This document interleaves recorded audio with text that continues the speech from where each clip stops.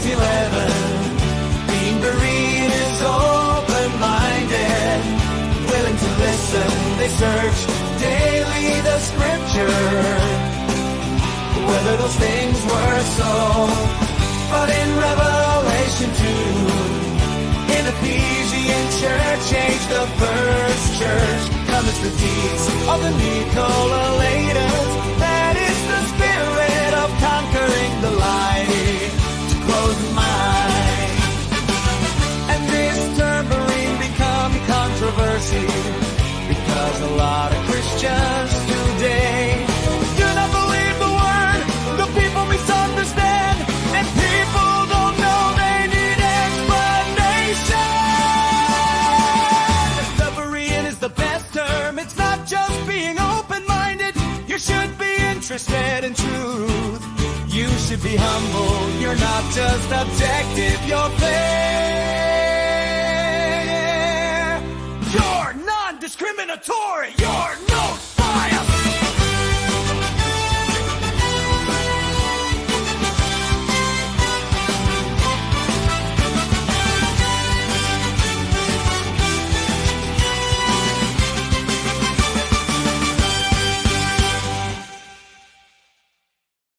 What do you mean by being Berean versus Nicolaitan?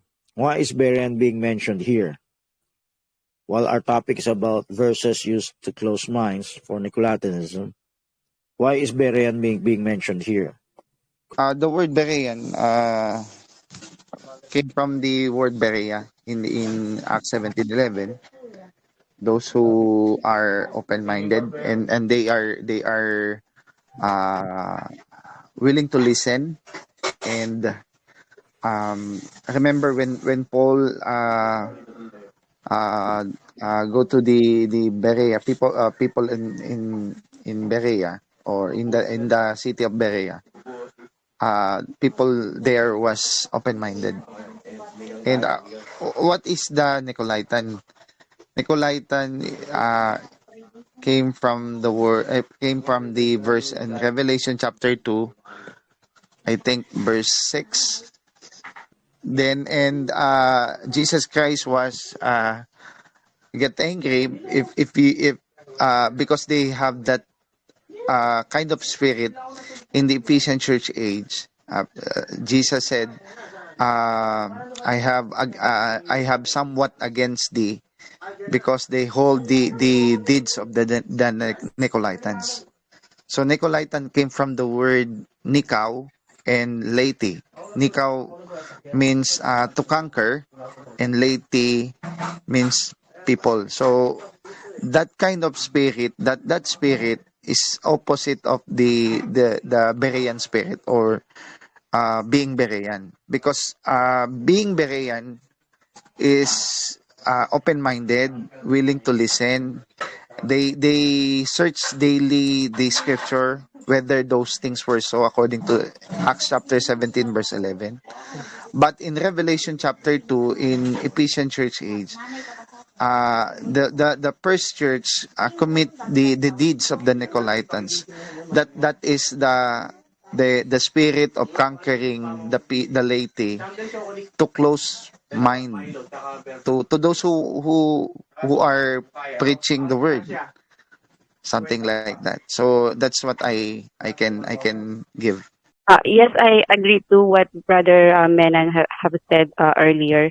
We came to an idea of the term Berean just to counterfeit the Nicolaitan term in Revelation. Revelation 6, where Jesus Christ hated the deeds of the Nicolaitan, and this term Berean become a controversy because a lot of Christians today do not believe to that word. So we have a lot of explanation to do on how we can defend the term Berean in our group. So like what Brother Menan said, the people in Berea. People misunderstand, right? And Yes. people don't know. They need explanation. The Berean is the best term. It's not just being open-minded, or what you can read in the book of Acts, the characteristics of what the Bereans did. It goes much deeper if you understand the spoken word revelation. I'm gonna share it right here. Being Berean is more than just being open-minded. It's also in the book of Acts, although it's not written word for word, but you know it's there. You should be interested in truth. You should be humble. It's not written there in Acts 17. They are humble. They're interested in truth. But it's understood. It's a spoken word revelation. There are many things carried alongside the word Berean. That characteristic what they exhibited in Berea. So, you're not just open-minded, you're not just objective with a ready mind. You're fair, you're not just fair. You're non-discriminatory. You're not bigoted. Bigoted means you're biased, no? You're not discriminatory, you don't have any prejudice. Why am I saying this? Because that's the spirit of Nicolaitanism. Now, if you define Nicolaitanism conquering the laity, how does that become bias? How does that become one-sided, bigoted, partiality? Also by spoken word, hidden revelation. Because the clergy conquering the laity causes them, so it's the fault of the ministers, whoever's teaching. Continue rotating the pictures, no? If you have many other pictures about Nicolaitanism being opposite of being Berean, the clergy influences the people, not just their own congregation, even their own ministers, to be closed-minded. Now, no sane Christians today, even though they're Nicolaitan by heart, will say they're biased, will say they're prejudicial. But they don't know it. But later, right now, we're going to expose it. Later, we're going to expose it. It exists. That kind of doctrine exists. The Bible declares there's the deeds of the Nicolaitans. There's also the doctrines of the Nicolaitans. The doctrines of the Nicolaitans, it becomes a church policy. It becomes a church doctrine, a church dogma. Do not listen to others outside your church. We're going to talk about later. When can that apply? What are the verses legitimately used for that and illegitimately used for that? Legitimate means scriptures are misused. So if Nicolaitanism by progressive revelation means, eventually means you are biased, you are one-sided, your mind is conquered. Your mind is conquered not just by your pastor, minister, or denomination, or dogma. It's conquered by the enemy. They're just instruments. And you have to open your eyes from that. If you cannot open your eyes, I have some previous brethren in my previous church. They hold that doctrine. Do not listen to others because others are sidetracked. My pastor frequently mentions other end-time churches like they're sidetracked. And the baby Christian, let's say the innocent believers in my previous church, eventually memorized that. And when they memorize that, when they look at others, they avoid them like hell. They avoid them like the plague. They avoid them for their life, especially with regards to the Word of God. If they're going to share anything, they're not going to take note. They're not going to get interested. Actually, the sad thing is even in their own church, in our own church, where I came from, we became socially attached with each other. We're no longer interested in deeper truth. Whenever they have a chance, they want They want to go out on outings. Okay, they go on excursions or provinces like that. That's their enjoyment. But or even work. But with regards to the Word of God, it's short-sighted. It's with a boxed lens. They only listen to our pastor. And my previous pastor would claim he was the one used for the end-time message in the Philippines. So, of course, he didn't understand it yet. But there was a time he exhibited some Berean spirit, which I, by the mercy of God, I was able to adopt. So, even if it's a short time. But claiming you are being used by God as though others are not being used by God. So, by spoken word progressive revelation, Nicolatanism is not just saying their minds are conquered. What are the symptoms? What are the manifestations of being Nicolaitan?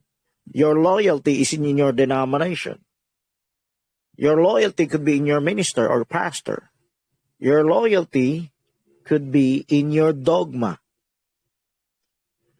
Well, some could even accuse me in reverse. Oh, you have people that are blindly loyal to you. Let me answer that if ever you're going to ask this question. If ever there are people blindly loyal to me, I will rebuke them. Why? Because we are here to point you, all people, to Jesus Christ by being Berean to His Word. If our loyalty is in Jesus Christ, then between each other, whatever we are preaching, everything must be proven or disproven. There should be no avoidance. So there's only a limited temporary avoidance for the weak in faith. So going back to being Berean. So by extension, it's not written there.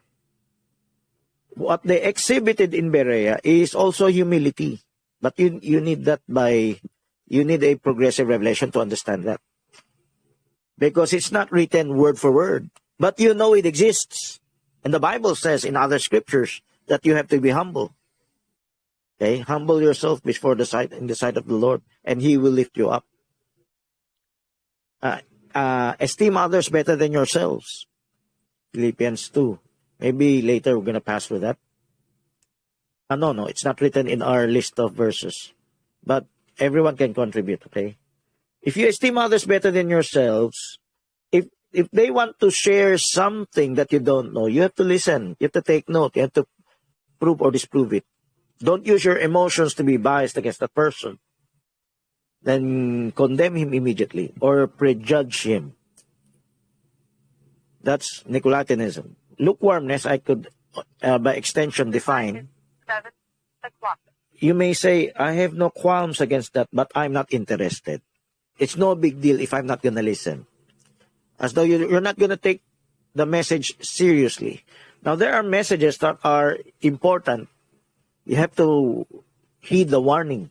There's a warning. You should not take it with a grain of salt. You have to take it seriously. So it is already a sin. This is what I call lukewarmness. If you don't take it seriously, what did the Laodiceans say? We have need of nothing. We are rich. We are plenty. We have need of nothing.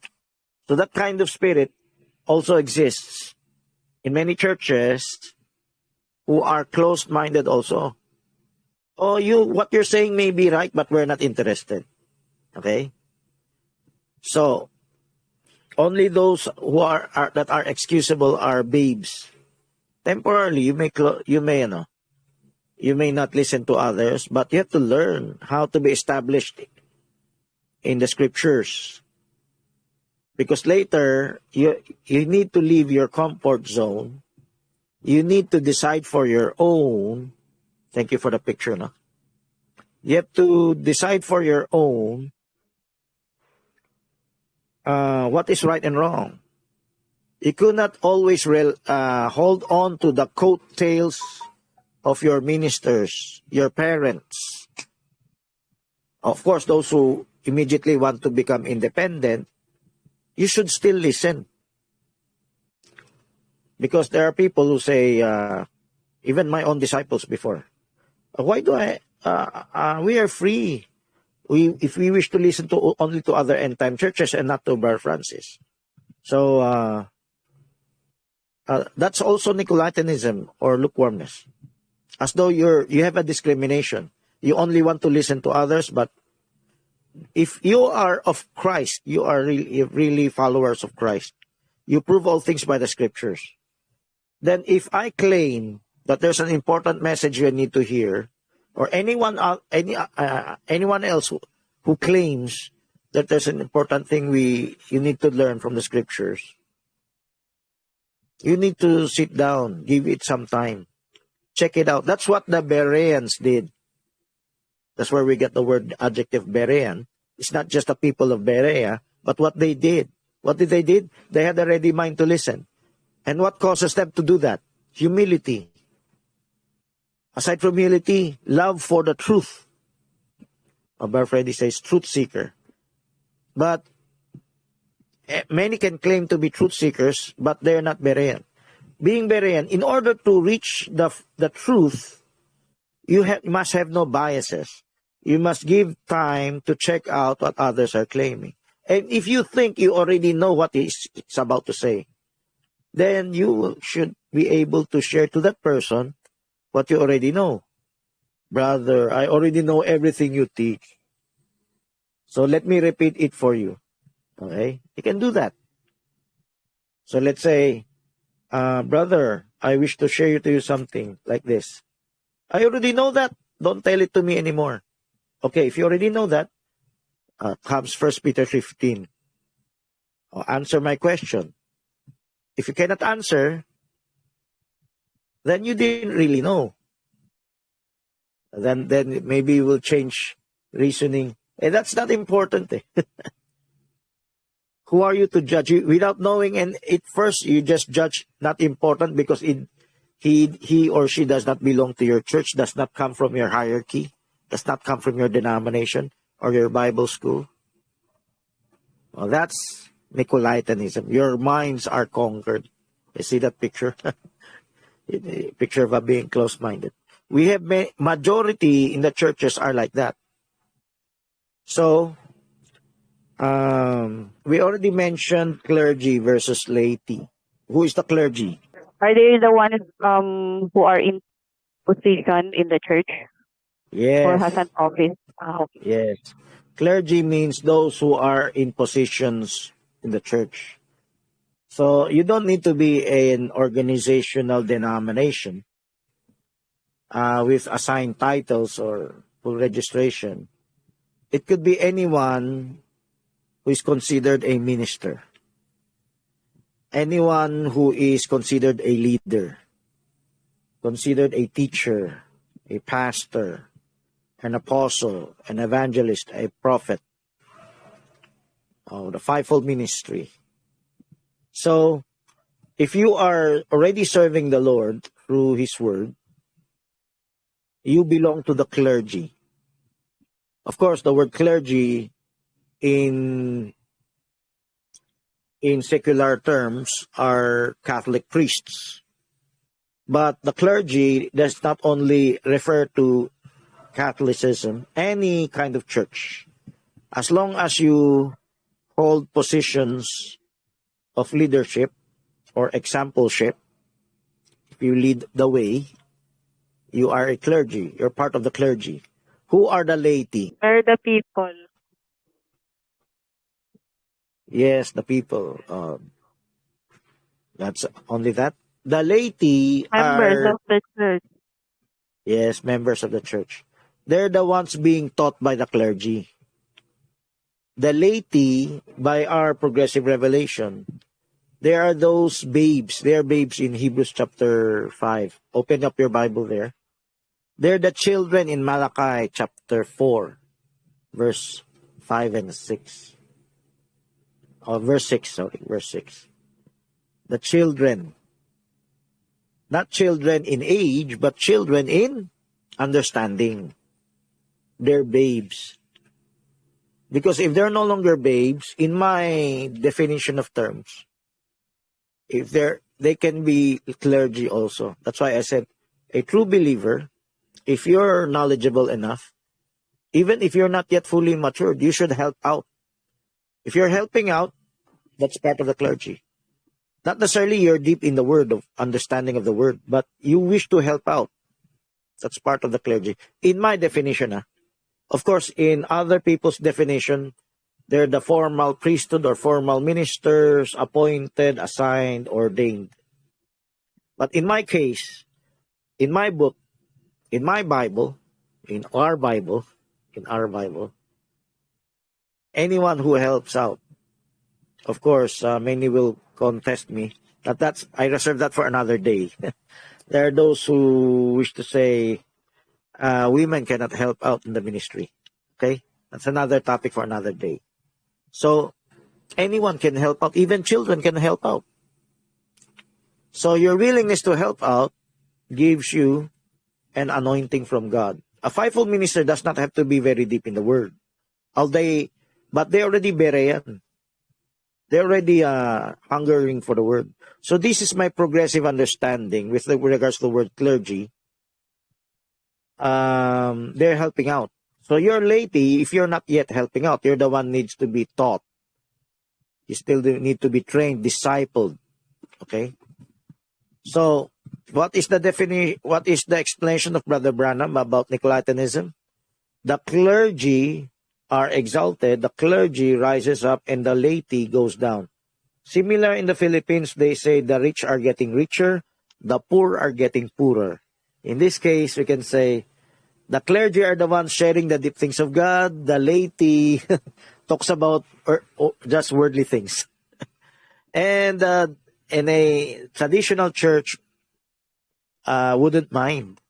Yeah, talk about anything else because you're just the laity. You're not for the word. During the Catholic Church Dark Ages, they say, you have no right to read the Bible because it's only for us to understand. How about in Protestantism and Pentecostalism and here, even in Tampa message? You're just a part of the congregation. You're not a minister. You have no right. There's still some spirits like that. Most of the time, the clergy oppresses the laity, right? Oppresses the people, their members. That's another story. But that's not our topic. The real oppression is not obvious. There are clergy today that are close to their congregation. There are many Nicolaitan churches today whose clergy is also beloved by the congregation. So it doesn't have to be a ruthless dictatorial. Sometimes those who are in the truth will be misunderstood as a ruthless dictator. So a false minister will be very much beloved because he knows how to please people. But those who wish to speak the truth, sometimes that's a hated clergy. If you speak the truth, most of the congregation would hate you because they will be hurt with what you're going to say. And that's biblical. So to overcome, of course, you need to be Berean. But most of the clergy that is beloved by the almost all, they're compromising. They're populist people. So not necessarily people will feel oppressed. I don't deny that exists, okay? But the real oppression, they could not know. They would not know that they're oppressed. Why? They don't know that they're being kept ignorant.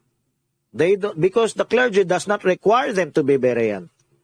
The clergy does not require them to prove all things. Does not require them to listen to others. Their clergy is happy for them to close their minds, not to listen to others, so they will not lose their flock. So that's the majority of the clergy today. They don't want their members listening to others. They don't want them to outgrow them. Like a grade 1 teacher does not want his students to go to grade 2 because he wants their students to forever stay with her. It's like that's unscrupulous teacher, you know. I think that kind of teacher in the real world mostly does not exist. But in the spiritual realm, they exist. They don't want their members to listen to others for fear they would lose their members. So they would be more than happy for their flock to be happy being ignorant, to be happy not interested in deeper truths, to prove all things. They put some programs of basketball games or many other activities to make them happy. But the most important activity we have to put in our church is make them grow in the Word.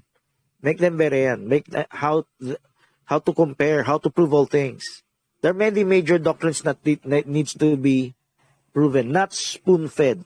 Spoon-feeding is temporary for true Christians. But for Nicolaitanism, that's permanent. You have to spoon-feed from your pastor forever. That's all. So Hebrews chapter 5, verse 12. Temporarily, you can avoid listening to others for the moment because you're still a baby. You still could not handle strong meat. So there's a legitimate time when you will not associate with others first. Why did the Berean word are in the list? So don't you think that being Berean leads you to being a Nicolaitan? Because if you hear some enticing words, because we are open-minded, right? So if you hear something like enticing to your mind, your heart, you will have to stick on that enticing like doctrines, enticing belief like that. So don't you think that it may cause some conflicts, like you can be a Nicolaitan when you're being a Berean, because you will be enticed by something you don't have to be. So as a baby, you can. That's why, as a baby, you can put off temporarily listening to others. You need to be trained in the milk of His Word. So temporarily, it will not take too long. Others have taken a lifetime being babies. I say babies because it's almost forever that they're not gonna listen to others or check other things. They're in grade 1 or in kindergarten forever. So what you're saying is true, and we have some experiences like that. They converted people, but they trusted other churches. But you don't know other churches are Nicolaitan. So temporarily, they told them to attend other churches. And what did the other churches do? They closed the minds. Your hard work is gone. Without any even gratitude, okay? They're even malign you, saying you're a false teacher, that they're in the truth. So, only listen to them, not to you anymore. Don't go back to your previous teacher. So, that is the reason, as a babe, we can legitimately, temporarily, make them avoid to listen. We have legitimate verses for people to avoid temporarily associating with others. Because you know that others is a rabid wolf. What is a rabid wolf? The rabid wolf, of course, when you say rabid, he's he's very aggressive. He's aggressive in closing the people's minds. I have had several disciples that were proselyted, turned against me. Of course, it's not overnight. It took years. But they were able to do that by pretending to be one with me. When they got close to the member, then secretly, they're telling the member not to believe in me anymore. So, that's a wolf in sheep's clothing. It does not have to come from the outside. It could be from the inside, who were convinced by other churches, by other end-time churches. Don't believe him, he does not believe the prophet. Don't believe him, he does not believe Brother Jackson. Without even proving it out, checking it out. No? Not scripture, but personal things. It's a personal hatred. It could be inculcated. For when the time ye ought to be teachers, ye have need that one teach you again, which be the first principles of the oracles of God, and are become such as have need of milk and not of strong meat.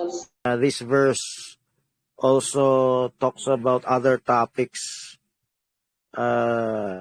which I understood progressively that will be very controversial to others. Because other traditional churches do not believe everyone should be ministers. So they don't believe everyone should be teachers. When I say everyone, that includes men, women, and children. See? But if you understand what Paul was saying, you have to be teachers. But if you cannot, but the time you ought to be teachers, so there's a period of time you can be babies. You cannot be forever babies. There should come a time you should be able to teach. You have need that one teach you again the first principles. That means to say, you were not discipled, you were not taught to be a teacher. There is, let's say, in a lukewarm church, that maybe the church that Paul was writing to. Maybe there are ministers that are not taking care of training their followers to become teachers also. Of course, you need to train them to be Berean also. So this is an evidence that you can temporarily be a baby because you're still needing milk, such as one as have need of milk and not of strong meat. Spiritually, we have members who are still babies. So how long does it take for a baby to grow? It will not take too long. If it's taken years, in physical terms, you will doubt, is he a human? Why is this baby still a baby after 5 years? You might doubt, maybe he's a changeling o tiyanak, no? So, it should not take more than a year or two. You should see some changes, gradual growth. I know in other churches, the members that have grown in their own churches, maybe they learned something. Most of the time they learn music. They had friends in the church. They know the flow of the service. Whatever form that is, solemn or boisterous, Pentecostal. But what about the word? Some are growing the word, some are not. But the growth they have to grow in is being Berean. That's part of growing in the word. You have to gradually, not suddenly, no, gradually compare from the shallow things to the deep things. You have to start to compare. A minister should start, a non-Nicolaitan minister, which is a Berean minister, should start teaching their disciples how to compare. Don't just make them rely on preaching. You're no different from a Catholic. If you just rely on preaching and you feel revived, you feel filled, you feel full just by preaching. And if it's like that, you're no different from a baby. There are many people who just, they grew to be revived in just preacher hollering out. If a preacher knows how to shout, there's an anointing there, and it could be a Berean anointing or a Nicolaitan anointing. Whenever you sing, whenever you shout, there's an anointing there. So whatever you're preaching, maybe you're preaching a partial truth, the people are revived, but you will not live that truth anymore. What does Hebrews 6 say? Let us continue on to perfection, leaving behind the elementary things of Christ. So, if you're not going to grow, but you can still make the people revive, feel good. They can feel good. from their preachings, their singings, their miracles. It could be a deception. And they could use the emotionalism of the members from the songs and the preachings to make them Nicolaitan. So what does a true minister's obligation? Gradually to train them to become Berean. Well, that's the preacher hollowing out. Okay, so fiery preachings.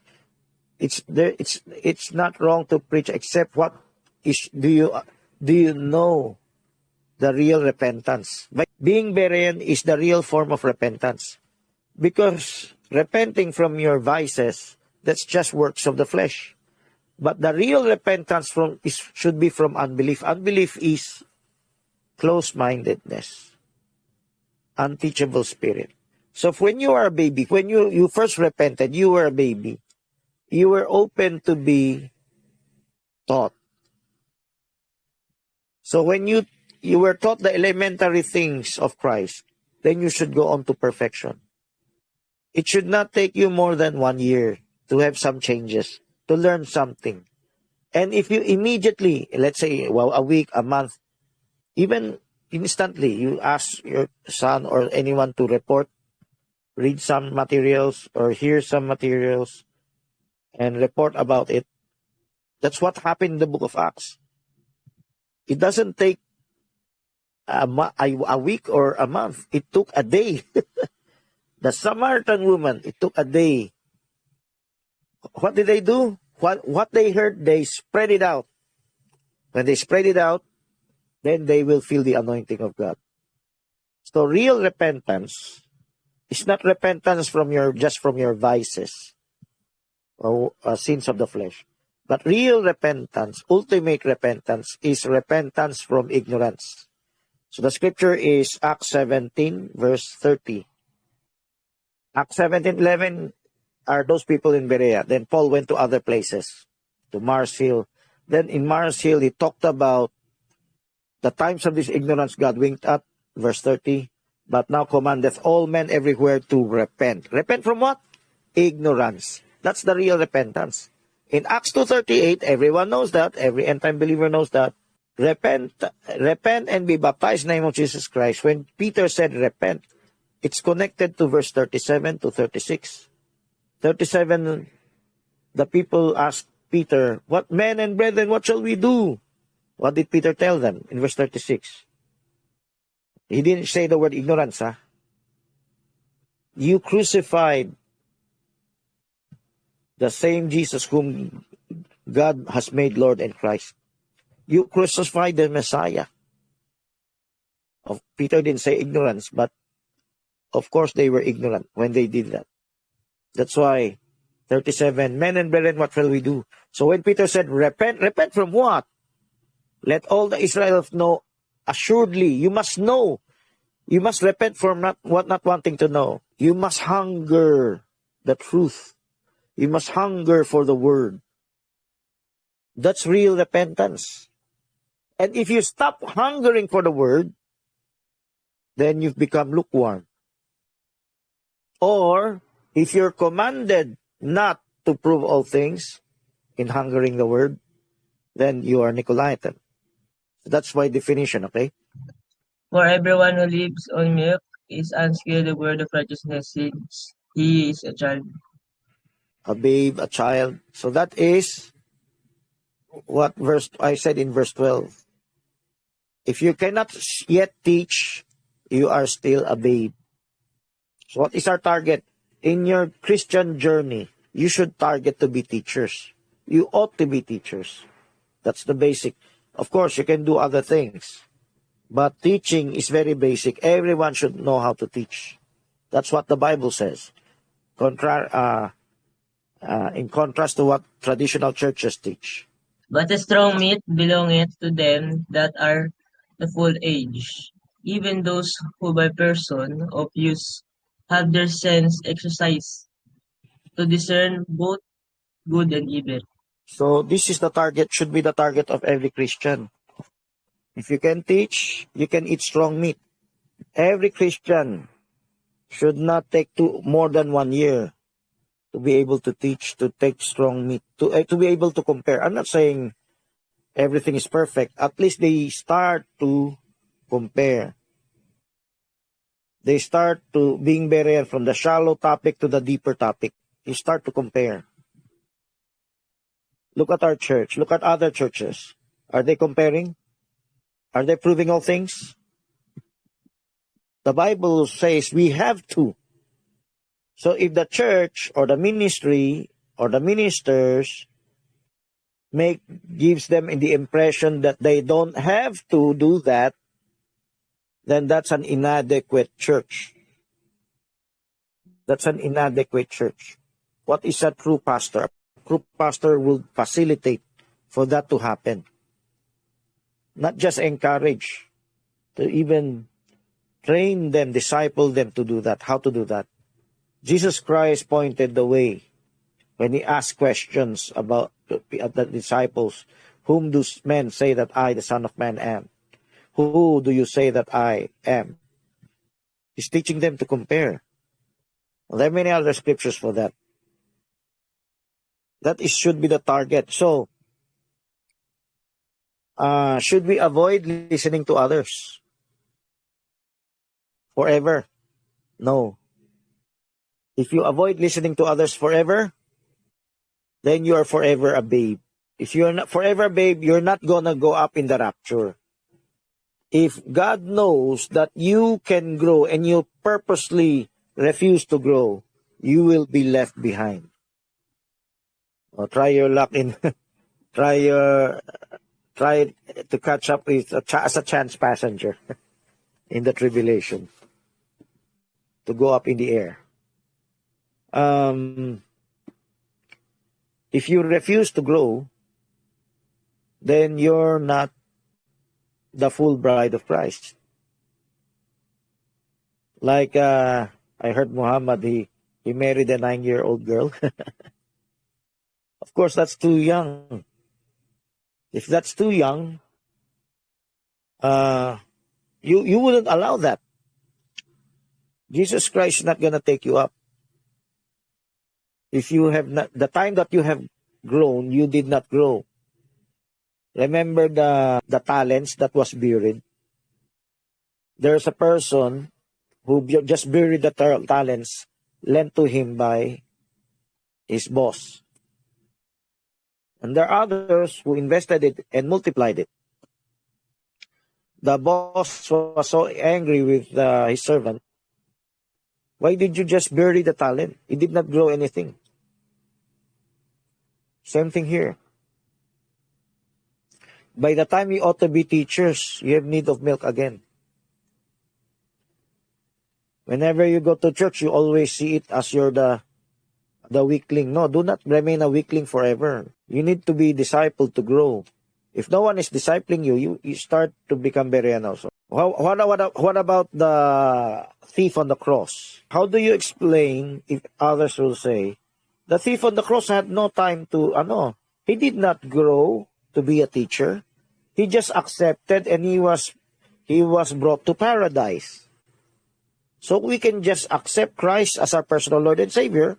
We're already saved. You don't need to study anymore. The thief on the cross didn't need to study. He was brought to paradise. He was saved. Okay, what is your answer for that? The thief on the cross does not need to be Berean or study or prove all things, no? He doesn't need to become a teacher, but he's already saved. The thief on the cross has no time to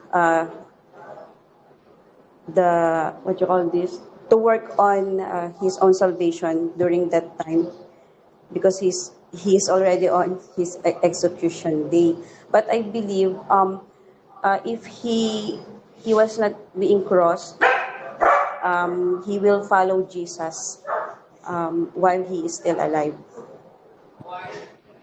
Okay, I think you know the answer, but you cannot express it thoroughly. But thank you for the effort, okay? God will bless you for that.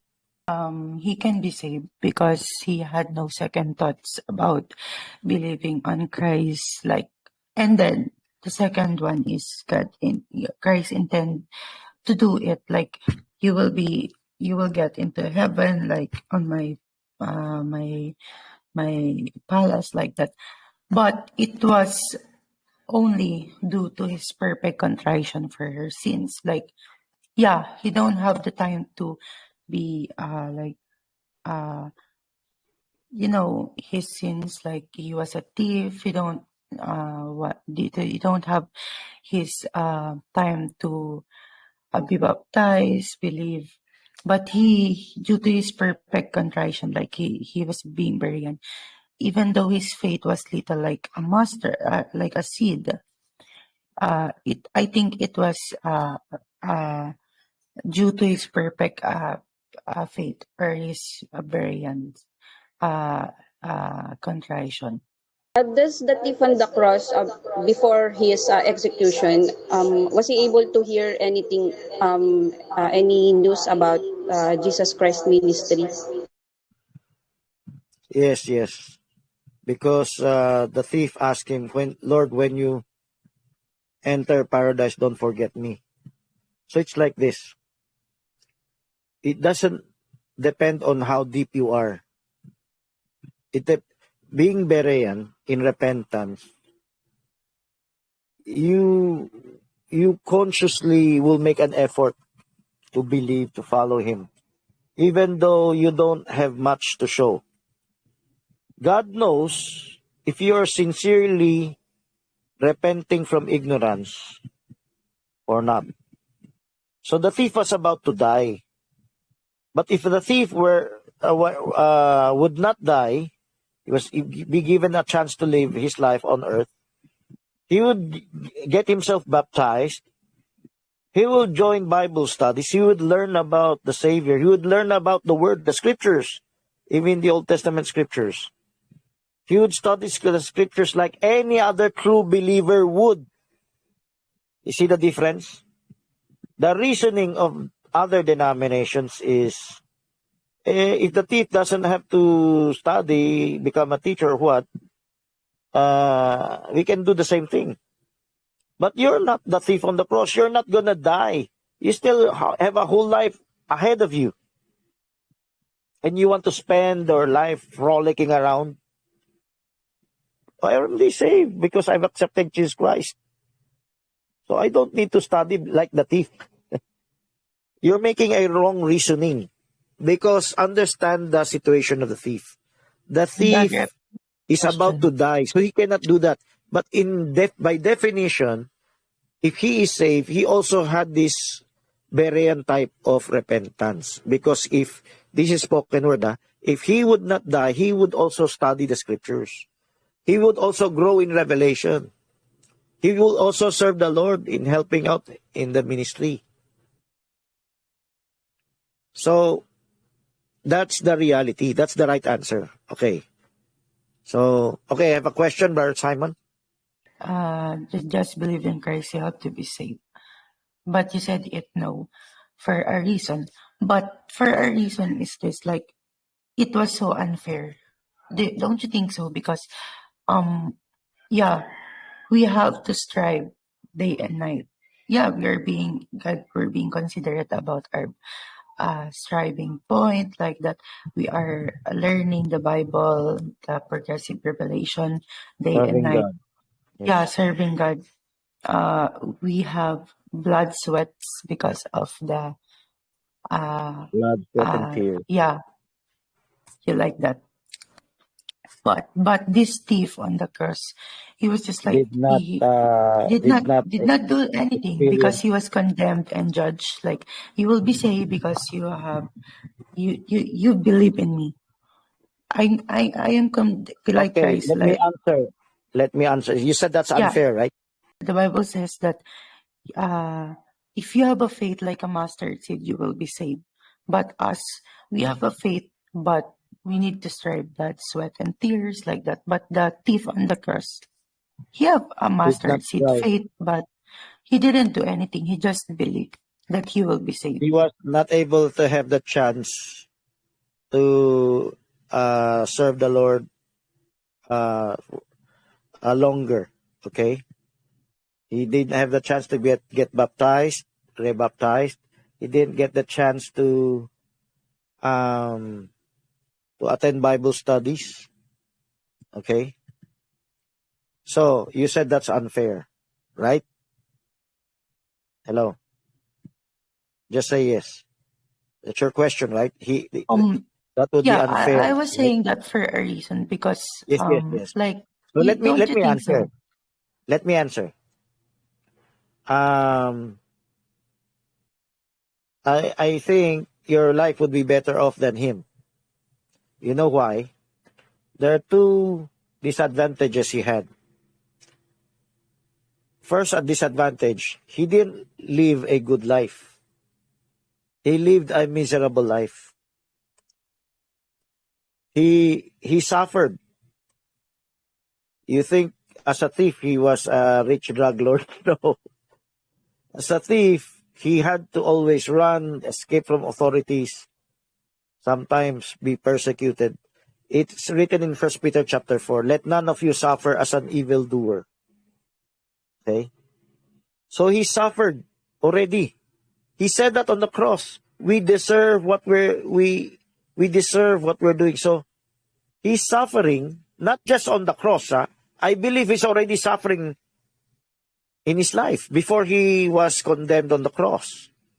Before the thief was crucified on the cross, the thief was already suffering in his life. You may say he had temporary joy when he stole some money. No, but that joy is very fleeting. There's no real joy there. It's a deceptive joy. He Yeah, didn't really it's enjoy his life, to cut yeah. it short. Since he didn't Okay. enjoy, let me finish. Since he didn't enjoy his life, so compared to you, compared to many others who are living right now, he was at a disadvantage. Secondly, in heaven, which matters most, we can show more than he had. It is an honor to serve Christ. For you to say it's unfair, no, no, it's an honor. It's even an honor to give her life for Christ. He never had that privilege. He died as a thief. He didn't die because he was a messenger of the gospel or what. He died as a thief. So in heaven, it doesn't matter anymore if when you're eternal there. You live eternally there. What matters now in heaven is the privilege to serve Christ right now here on earth. Our time here on earth is very precious. If you compare to eternity, compared to billions of trillions of years, our short time here on earth is very fleeting, it's very short.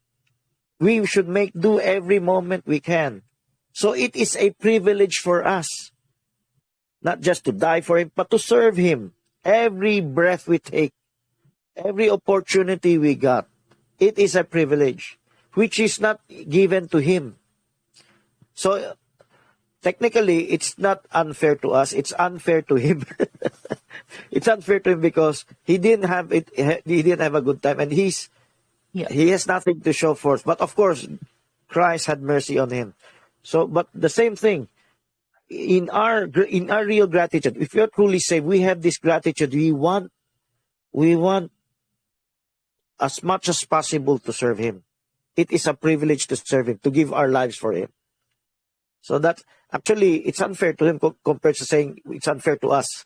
It's unfair to him because he never had the chance. But I believe he's not going to complain. He's not going to complain because he's very grateful in spite of his unworthiness. God still had mercy on him.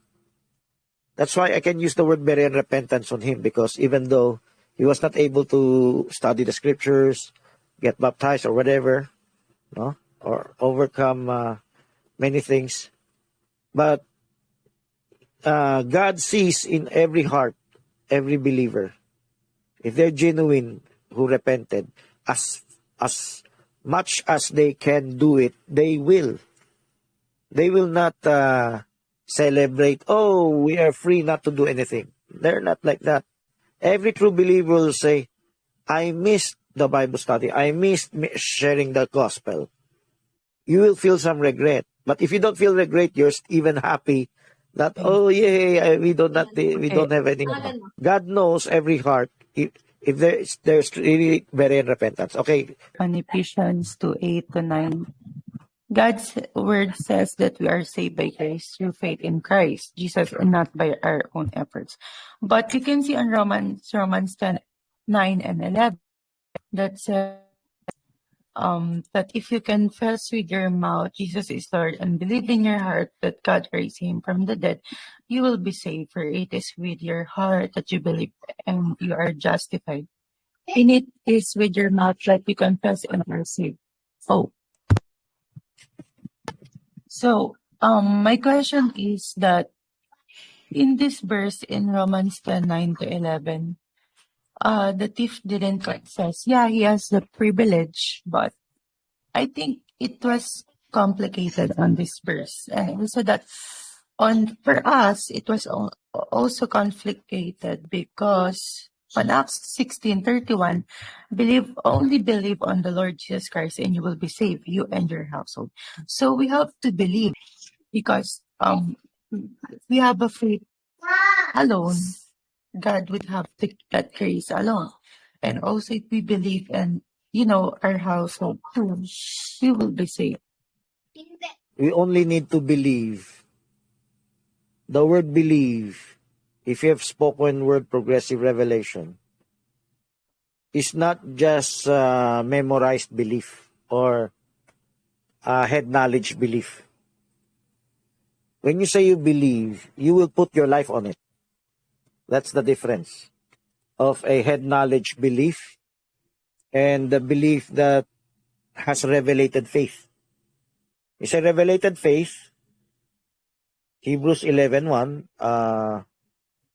faith is the evidence of things not seen, the substance of things hoped for.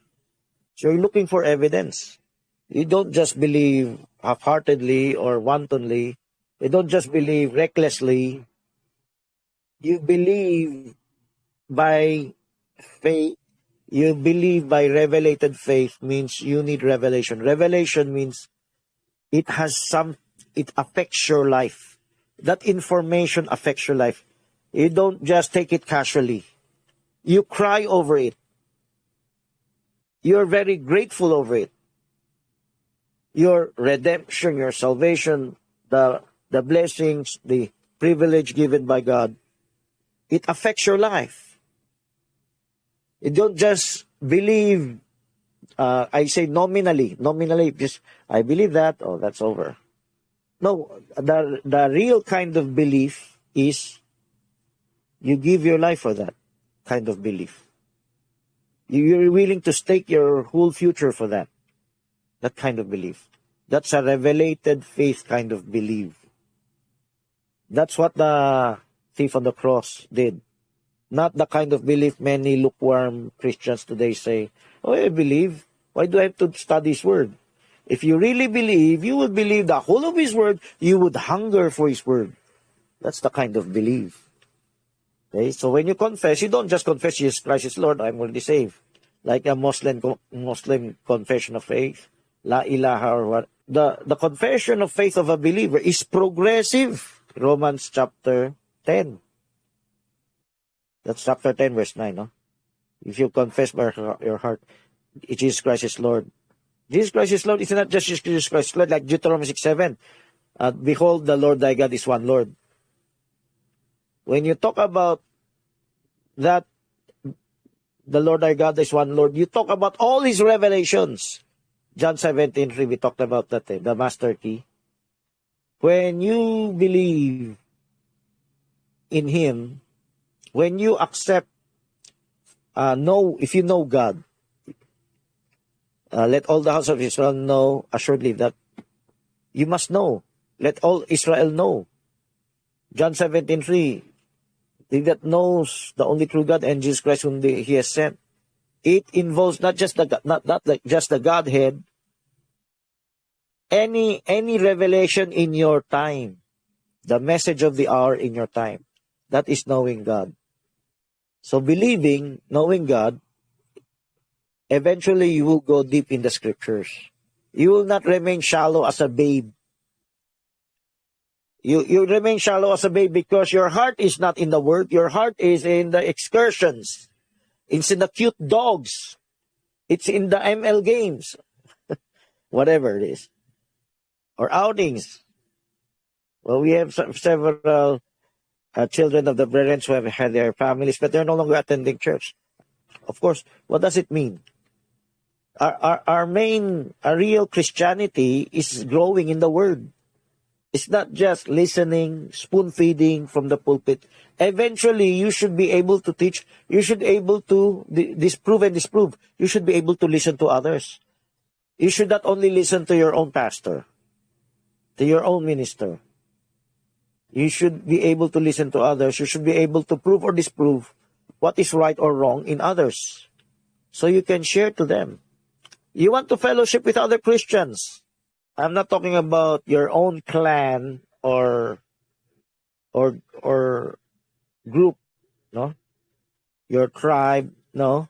Or your denomination or your sect. Those who claim to follow Christ, you would want to fellowship.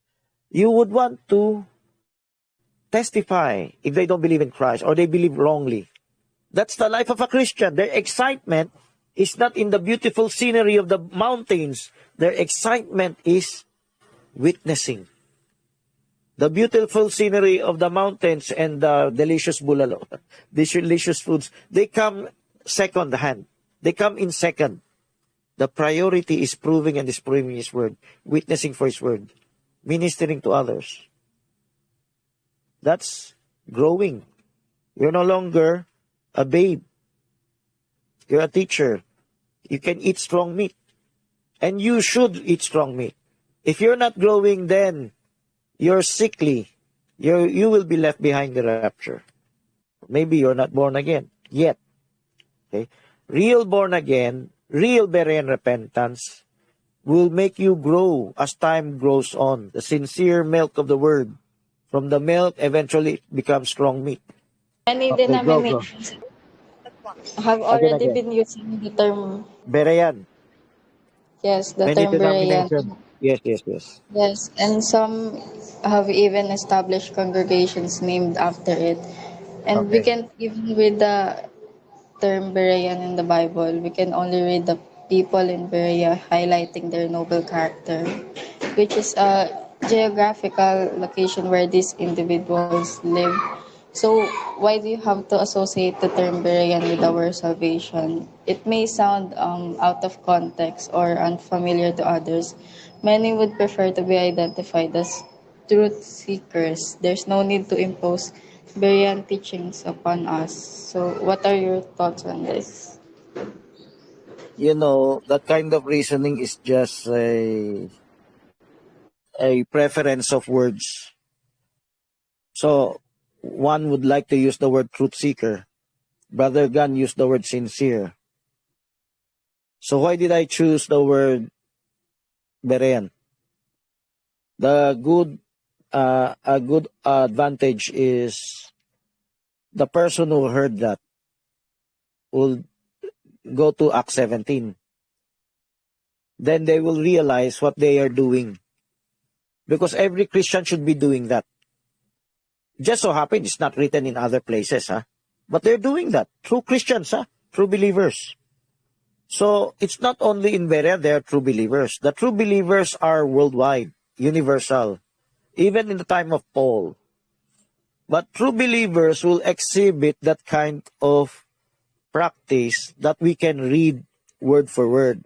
They had a ready mind to listen,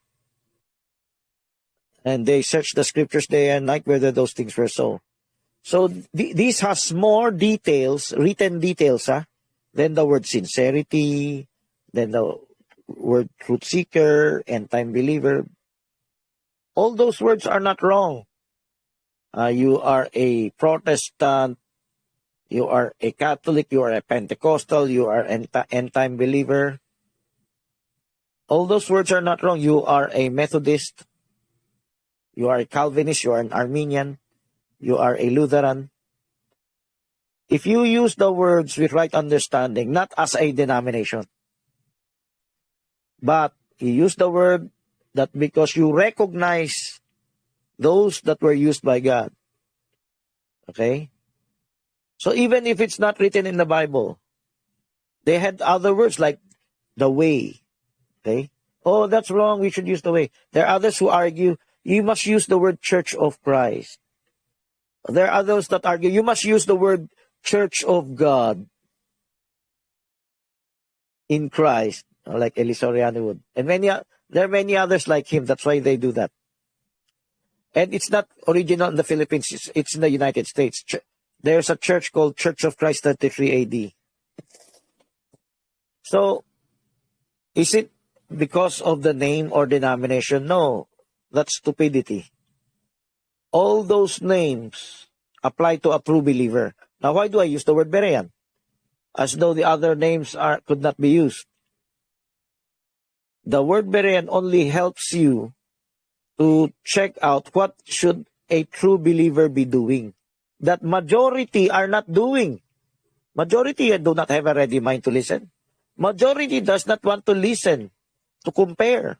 Majority are cajoled like babies in their denominations.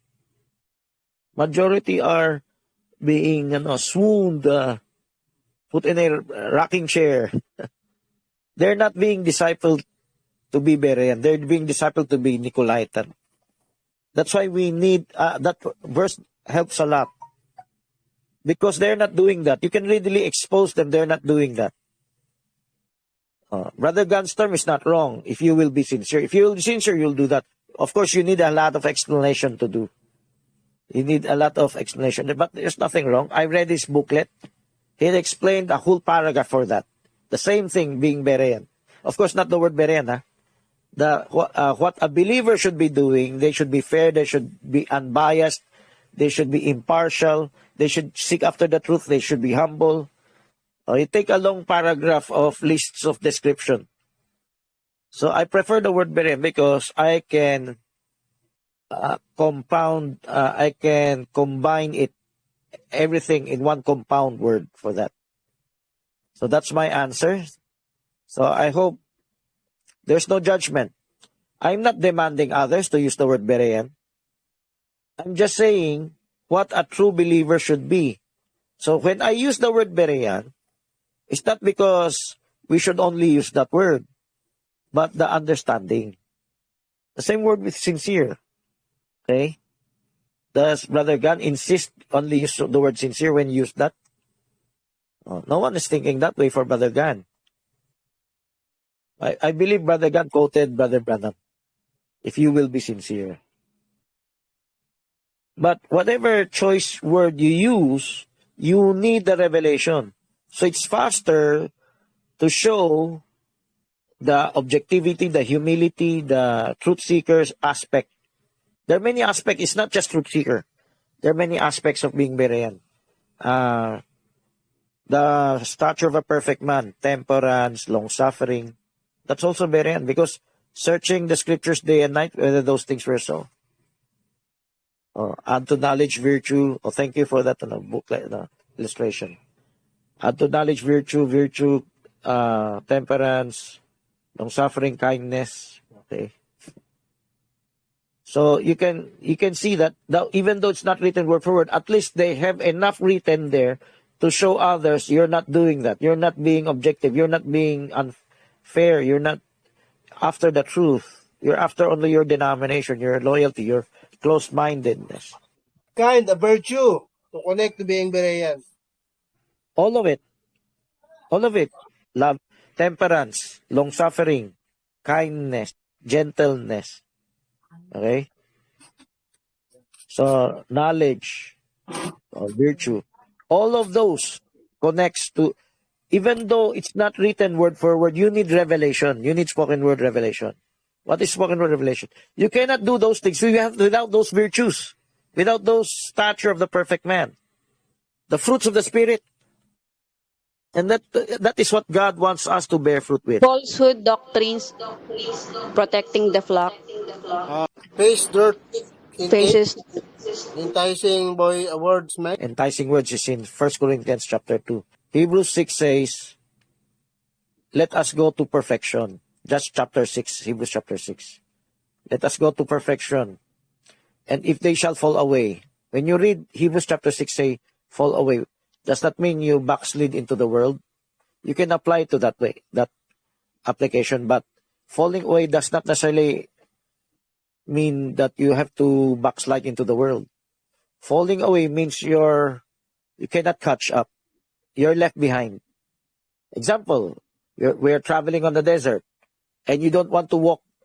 You want to stay put. You'll be left behind.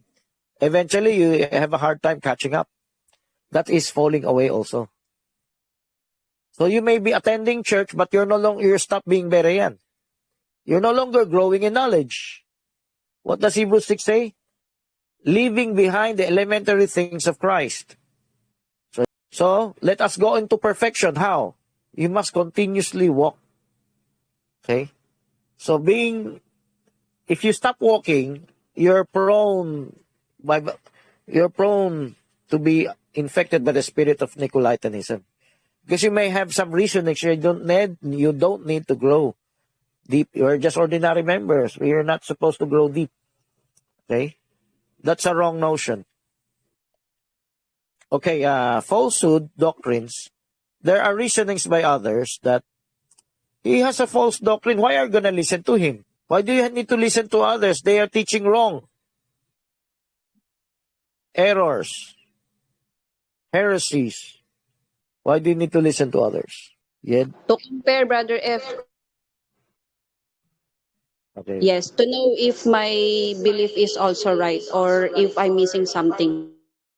That's one reason. There are many reasons actually. You have to listen to others because you need to prepare an answer. If you think he's wrong, then you need to prepare the answer how to correct that. That is the role of a believer. If someone is fast in opening the scriptures, open 1 Peter 3:15. Open it up here. Every believer should be a teacher. Every believer should be able to prove or disprove, to contend. Jude 3. 1 Peter 3:15. You must prepare an answer to every man that will ask you a question. To ask you the reason of the hope. Even all the word of God. What if you're being asked but you can't answer right away? That's why you need to listen. You need to take note of what others are saying. You have to prepare an answer. You need to be discipled to be Berean. And if you refuse to be discipled to be Berean, of course, if your church doesn't disciple you, look for the church that can disciple you to be Berean. Because our church is not the local denomination. Our church is the body of Jesus Christ.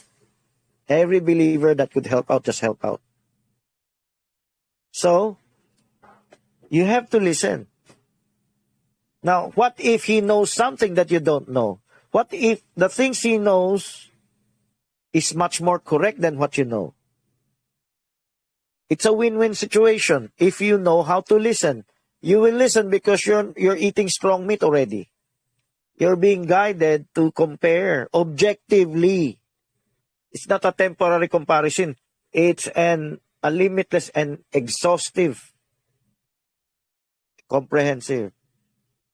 If something is left out, they still have the opportunity to show it to you. That should be the right spirit. Not that, I give you only 5 minutes, I give you only 1 week, I finish comparing, like in Eli Soriano. Finish comparing, don't listen to them anymore. That's the comparison of Eli Soriano's church. That, compare now, but later no more. No, continue comparing if there's still more information to gain. Can you learn from others? Yes. What if others have some wrong teaching? It doesn't matter. If he said something biblical, it will not affect the truth if you believe that, because you're believing in Jesus Christ through his word. You're not believing the person. The person is just being instrumental. Brother Branham consulted with Trinitarian or Oneness scholars. Brother Branham is the first in these last days to exhibit the importance of that Berean spirit without using the word Berean. Unbiased, objective, you're a truth seeker. So what is the Nicolaitan spirit? It's the opposite. You don't want to do that.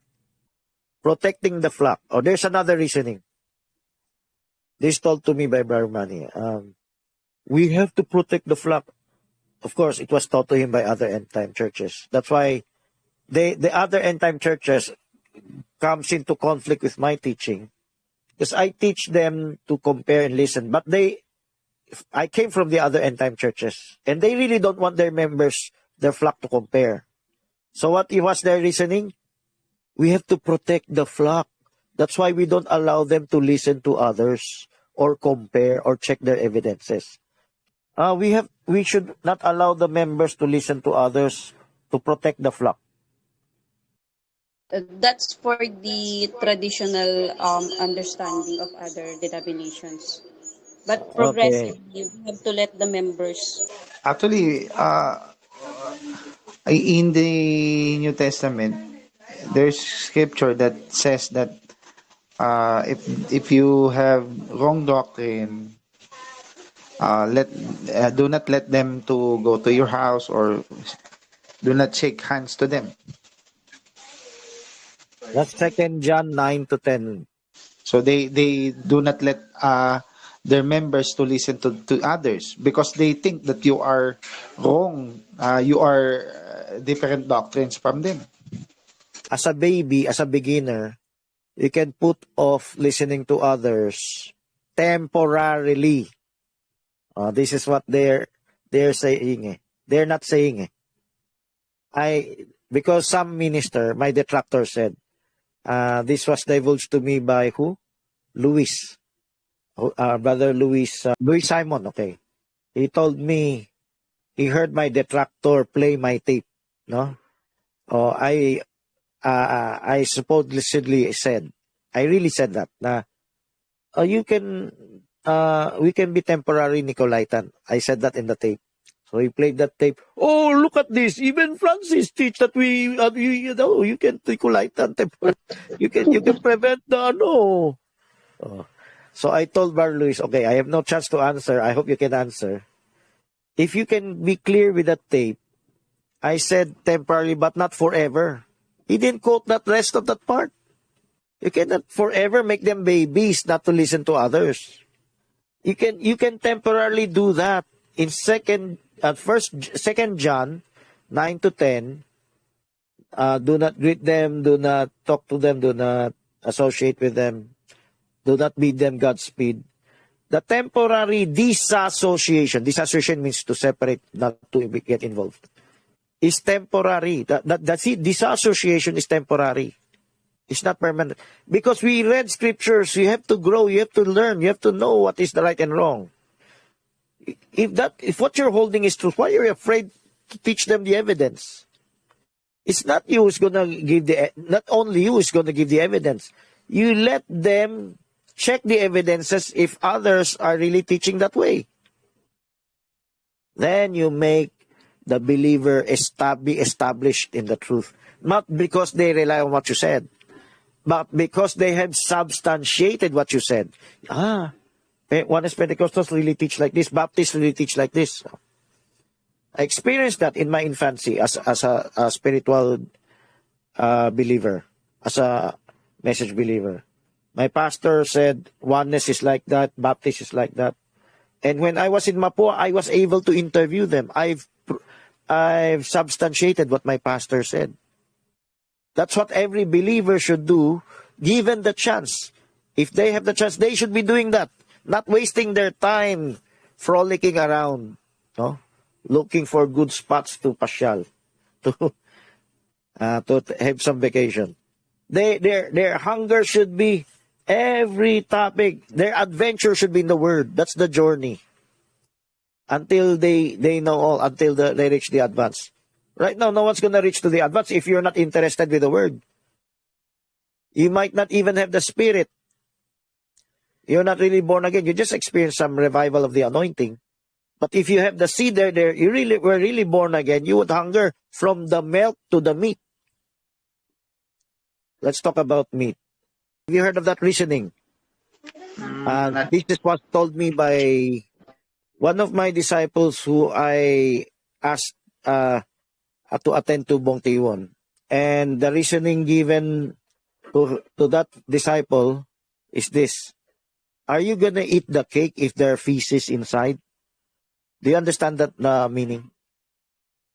Means feces means dirt or tae. Feces, your droppings, bird droppings, ipis droppings, or cockroach droppings. You know they have droppings also, right? Let's say inside the cake there's dropping. Will you still eat the cake? How would you reply? This was the reasoning given to me. That's why they only want to listen to Dodong or Bong Tiwon, not to me anymore. I think they telling that that's wrong doctrine into right doctrine. If they swallow the right doctrine, then they cannot swallow the wrong doctrine. No. How do you answer? How do you refute them? How do you refute them? Refute like that. For me, it's their perspective to us. So they can for me they are easily commit judgment to others. So it's not right attitude. If someone have the wrong doctrine, they have compassion to someone if they think they are committing wrong doctrine. So for me, they don't they are very judgmental. So that is not right in line of the scripture. Okay. In lieu with what you're explaining, this is my explanation. Why do you presume all of you are perfect, you don't commit wrong, and all of the others outside are wrong? You just presume it. The Bible commands us to prove all things. How do you know where the feces are? You just presume there are feces there. There may be, but we don't do it by guesswork. The Bible says, remove the fish from the bone. Oh, it's not written. I don't know if there's a scripture for that. But removing the fish from the bone is what they did when they ate the fish. So how they By Francis, how they know that they have the right doctrine and we are wrong? So the way to refute that is presumption.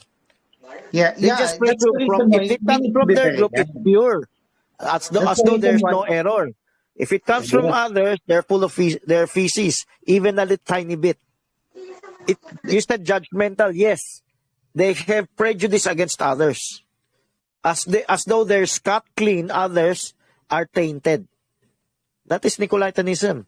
You're looking at your organization, your group, your pastor as the only way to the truth. Only that comes from Brother Jackson. Those who believe in Brother Jackson are in the truth. Lumawig told me, I believe we should only listen to Jackson, those who are really used by God. That means say, he has nothing against me, but I'm supposedly not used by God. Those who are used by God, he's not gonna listen. That's bias. That's not what the scriptures teach. We can temporarily listen to our teacher, to our mentor, to our, exclusively. I'm not saying not listen anymore. Exclusively, temporarily as exclusive. But eventually, that mentor should teach you how to compare. If you're not taught how to compare, then you will never know their feces. Actually, talking about feces, even their own cakes can have feces also. No one is perfect.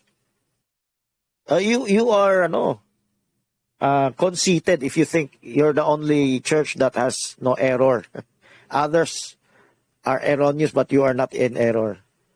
Or others have even 1% error. You are 100% no error. That's conceitedness.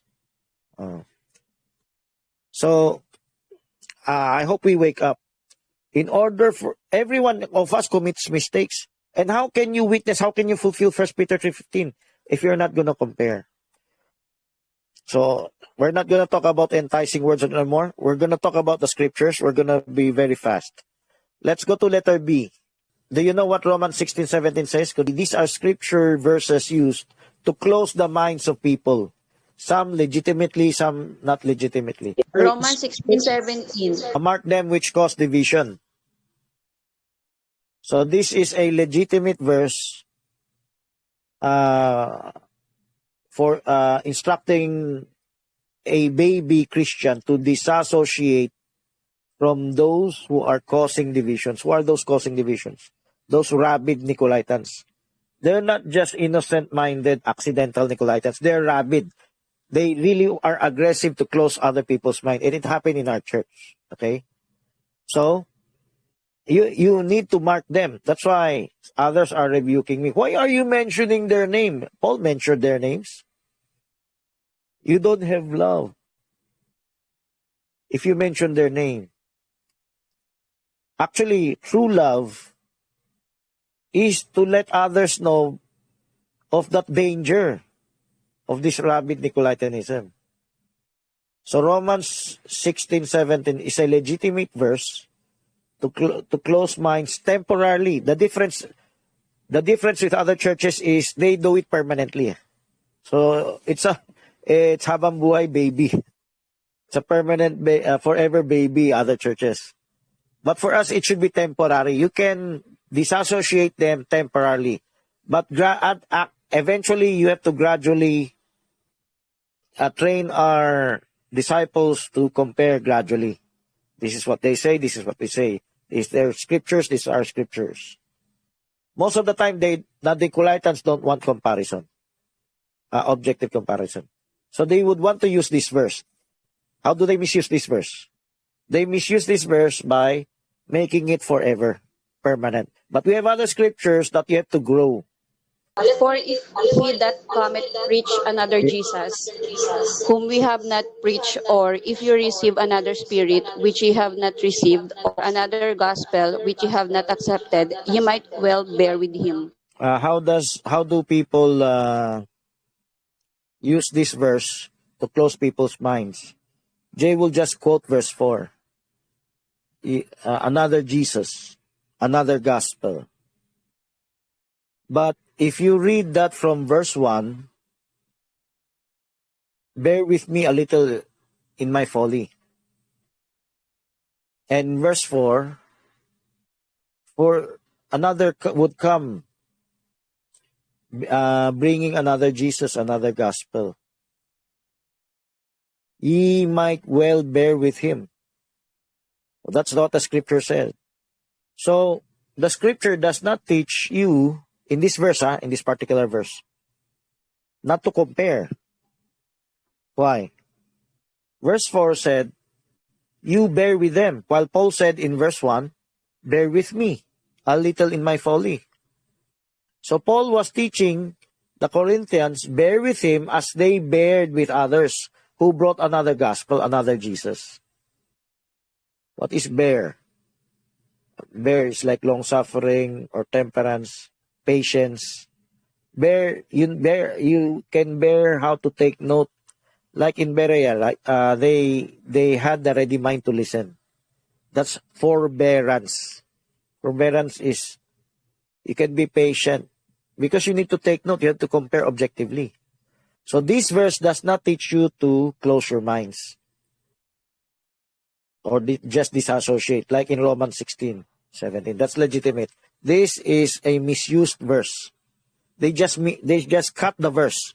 They just scare you by quoting another Jesus, another gospel. Then the rest, they use philosophy. Don't listen to them. Galatians 1:6-8. Okay, Galatians 1:6-8, Paul mentions, if I or an angel preach any other gospel, let him be accursed. So how do they misuse this verse to close people's minds? That's what I'm saying. If you have wrong doctrine in their mind, or they are just presume that you have wrong doctrine, then that's Galatians 1:6-8 for them. Okay, people are so conceited that they presume that they have the gospel of Paul, and those who do not agree with them, like Paul, like those who disagree with Paul, they are to be accursed. That's conceited, because you claim to be there, that like Paul. The right thing is this. So we're not talking about comparing here yet. We're talking about another gospel. You're so soon shaken by another gospel. This another gospel is actually the Judeo-Christian gospel. The gospel where Paul progressed from. Paul came from Judeo-Christianity. So Judeo background. This Judeo background, when he accepted Christianity, he had this Judeo-Christian background. But there are people who do not want to progress. Actually, they're Jews that are influencing other Gentiles. Preventing other Christians, Gentile Christians, from progressing to Paul's gospel, wherein you don't have to keep the law, the physical aspect of the law. So this is the other gospel that Paul was talking about. Because Paul said, which is not another. So this is not something new. This was something in the past. This is something they progressed from, walked further, left behind. But they want, this became their rival. Oh, don't believe what Paul said. He's not in the message anymore. Because he teach you not to fulfill circumcision anymore.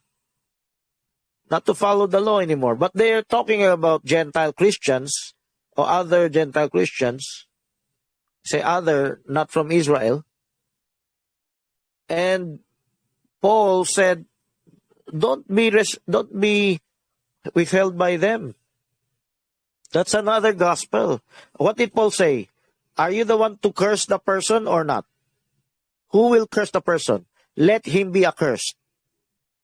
Will we be the one? Will they be the one? Will it be people who will curse the person? When it says, let him be accursed, who will curse in this case, in this verse? Who will do the cursing? Barmenan. Who will do the cursing? If you're really objective with the language, with the grammar. But who will do the cursing? The Bible said, the word that hear you will judge you in the last days. Okay, thank you. The word. The word. The one who's gonna do the cursing is God, not you. So what is your role? Your role is to be aware. What is the original gospel? You have to prove or disprove. Is this the original? Do not be conceited and just claim you are the original. You still have to prove it. You still have to defend it. You don't defend it by emotionalism. Don't listen to them. Stirring up the emotions of people to close their minds. So this is a misuse of the verse to make people Nicolaitan.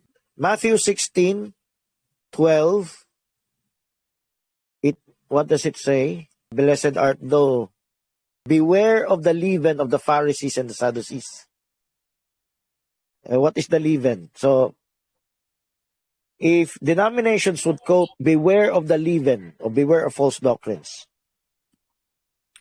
does that mean you're going to close your minds? When you hear the word beware, does it mean to close your minds? Not to check their evidence?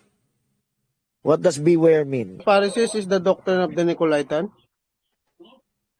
But the word Nicolaitan is not written there. Of course, it's understood. It's Nicolaitanism.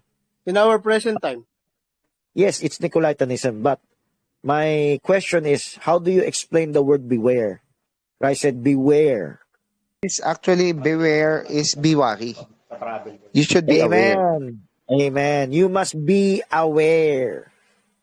So doesn't mean you will ignore the other preachers, the other claimants, the other versions. It doesn't mean you will ignore their evidences. Beware is you should be more aware. You should know. You should prove or disprove. That's where they got it wrong. That's where they misused that verse in scaring people from being Berean, okay? Matthew 16:17, what does it say? And Jesus answered and said unto him, Blessed art thou, Simon Bar-Jonah, for flesh and blood have not revealed it unto thee, but my Father which is in heaven. Oh, how do people use that verse to make you Nicolaitan? How do they use that verse to close the congregation's mind to be bere, not to listen to others? Do you know? The Do not gates of listen to the other preacher. gates of hell are the we the wrong doctrine. They think we have the wrong doctrine. That's easy. Let me tell you the wording they're using. Flesh and blood hath not revealed this unto thee, but my Father in heaven. How do they use this verse to close people's minds? The Lord God will reveal it unto you.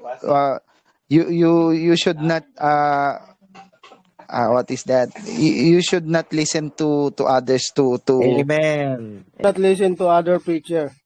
Yes. So this is how they they misuse the verse. The God will reveal it to you. Do not listen to them anymore. Even in Mapua, I was witnessing in a denominational Baptist or what. And he told me, don't witness to me anymore. God will reveal it to me. If it's true, God will reveal it to me. It doesn't have to come from you.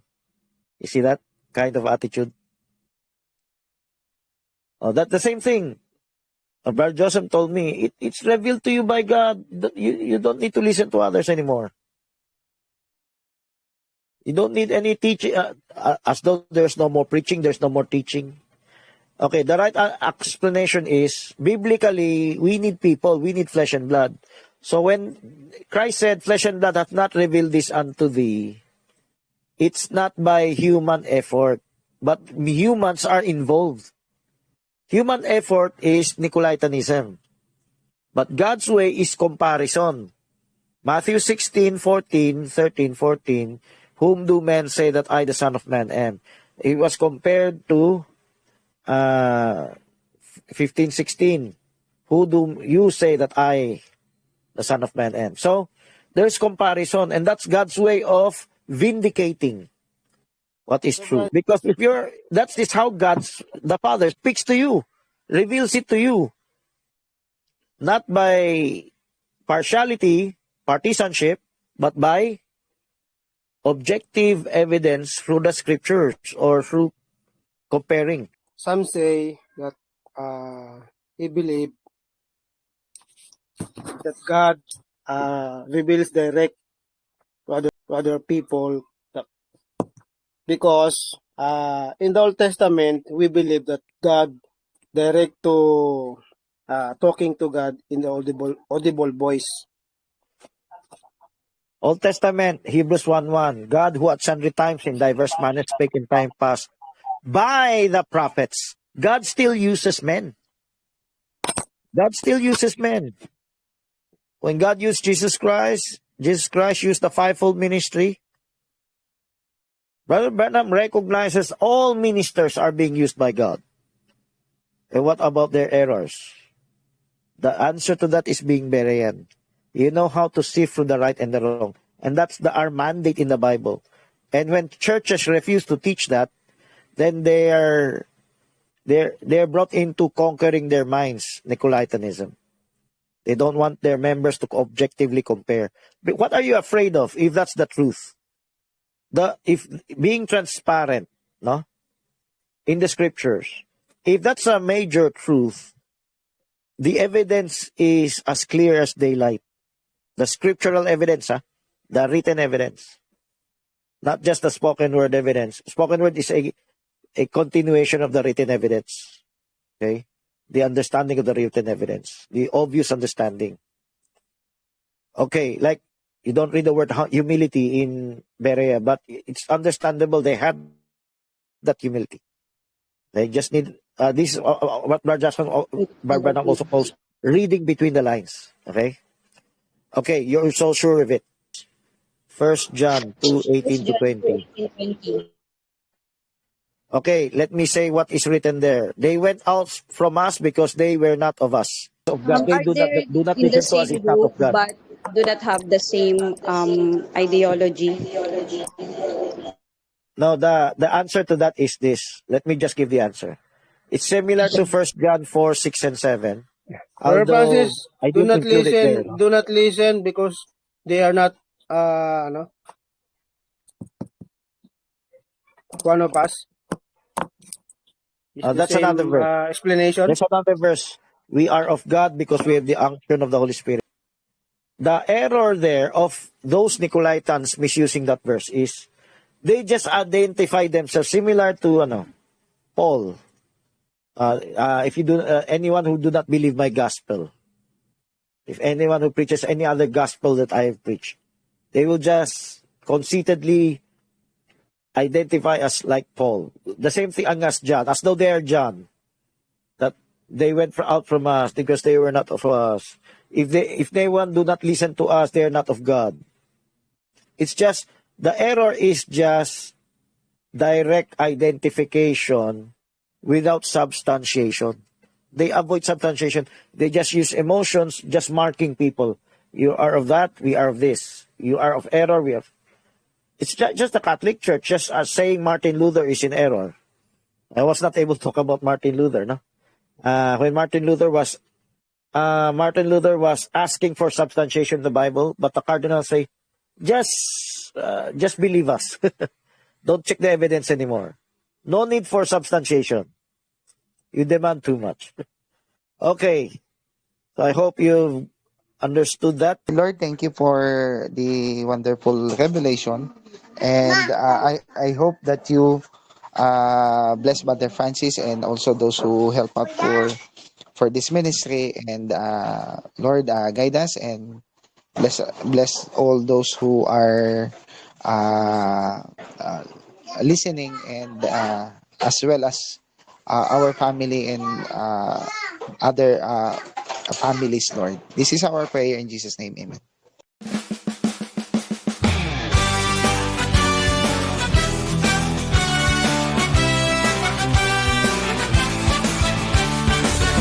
According to Acts 7:11, being bereaved is open-minded, willing to listen. They search daily the Scripture, whether those things were so. But in Revelation 2, in Ephesian church age, the first church, comes the deeds of the Nicolaitans. That is the spirit of conquering the light to close the mind. And this tambourine become controversy because a lot of Christians today do not believe the word. The people misunderstand, and people don't know they need explanation. The Berean is the best term. It's not just being open-minded. You should be interested in truth. You should be humble. You're not just objective. You're fair.